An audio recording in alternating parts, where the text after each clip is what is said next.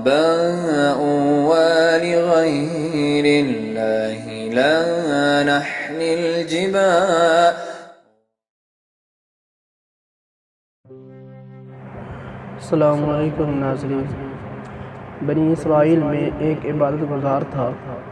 اس نے پہاڑ کی کوہ میں اپنا مسکن بنا رکھا تھا. وہ لوگوں کی آنکھوں سے اوجھل تھا. لوگ بھی اس کی نظروں سے دور تھے. اس کے قریب پانی کا ایک چشمہ تھا جس سے وہ وضو کرتا، اپنی تشنگی دور کرتا اور نباتات سے اپنی غذا حاصل کرتا تھا. دن کو روزے سے رہتا اور رات کو اللہ تعالیٰ کی عبادت میں گزارتا. اس کا ہر پل اور ہر لمحہ اطاعت و بندگی کی نظر ہوتا تھا. چنانچہ سعادت و کامرانی کے آثار اس کے چہرے سے نمایاں تھے. حضرت موسیٰ علیہ السلام کو اس عبادت گزار کی خبر ہوئی تو آپ ایک دن اس کے پاس پہنچے، لیکن اسے نماز اور ذکر اذکار میں مشغول دیکھ کر واپس چلے گئے. پھر رات کو اس کے پاس گئے تو اسے عزیز و غفار رب العالمین کے دربار میں سرگوشی و مناجات میں مگن پایا. موسیٰ علیہ السلام نے اسے سلام کیا اور فرمایا، جناب والا، آپ اپنے آپ پر نرمی کیجیے. عبادت گزار نے جواب دیا، اے اللہ کے نبی، مجھے خدشہ ہے اچانک غفلت میں انتقال کر جاؤں اور اپنے پروردگار کے حضور مجھ سے کوئی کوتاہی ہو جائے. موسیٰ علیہ السلام نے کہا، کیا آپ کو کوئی حاجت ہے؟ عبادت گزار نے جواب دیا، آپ میرے لیے پروردگار سے اس کی رضا خوشنودی کی دعا کر دیں اور میری یہ التجا بھی پہنچا دیں کہ وہ مجھے زندگی بھر اپنی خوشنودی میں مشغول رکھے حتیٰ کہ میں اس میں مر جاؤں.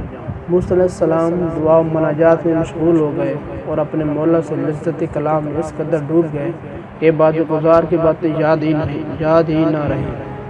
اللہ تعالیٰ نے موسیٰ علیہ السلام سے پوچھا، آپ سے میرے عبادت گزار بندے نے کیا کہا تھا؟ موسیٰ علیہ السلام نے عرض کیا، اے میرے پروردگار، تو ہی زیادہ جانتا ہے. اس نے تیری رضا و خوشنودی طلب کی ہے اور یہ درخواست بھی کی ہے کہ اس کی زندگی تیری ہی یاد میں گزرے حتیٰ کہ وہ تیرے دربار میں حاضر ہو جائے.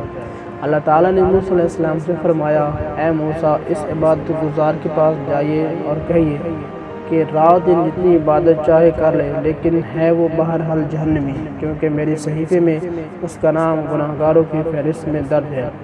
موسیٰ علیہ السلام جب اس عابد کے پاس گئے اور پروردگار کے فیصلے سے اسے آگاہ کیا تو عابد نے کہا، سبحان اللہ، میں اپنے پروردگار کے فیصلے کو خوش آمدید کہتا ہوں.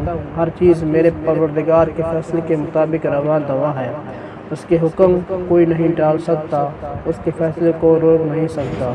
یہ کہہ کر وہ عبادت گزار زور زور سے رونے لگا.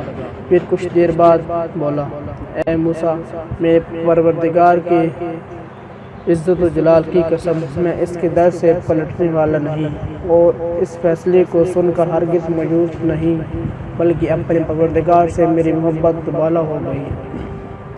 اس کے بعد جب موسیٰ علیہ السلام دوبارہ اپنے پروردگار سے دعا و مناجات میں مشغول ہو گئے تو عرض کیا، اے میرے رب، جو کچھ تیرے عبادت گزار بندے نے کہا ہے اسے تو اچھی طرح واقف ہے.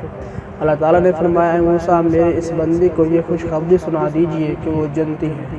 میری رحمت نے اسے جان لیا.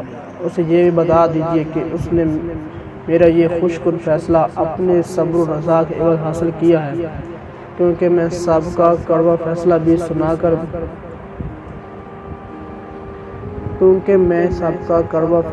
سن کر بھی چین بجے نہ ہوا تھا. اگر وہ آسمان و زمین پر گناہ بھی ساتھ لائے تب بھی میں اس کو بخش دوں گا. میں کریم الغفار ہوں. جب موسیٰ علیہ السلام نے یہ خوشخبری اس عبادت گزار کو سنائی وہ سجدے میں گر گیا اور پروردگار کی حمد و ثنا کرنے لگا. پھر اس طویل سجدے میں ہی اس کی جان آفرین کے حوالے کر دی. ناظرین، اگر آپ کو ہماری یہ کاوش اچھی لگے تو ہمیں ضرور فیڈ بیک دیجیے گا اور ہمارے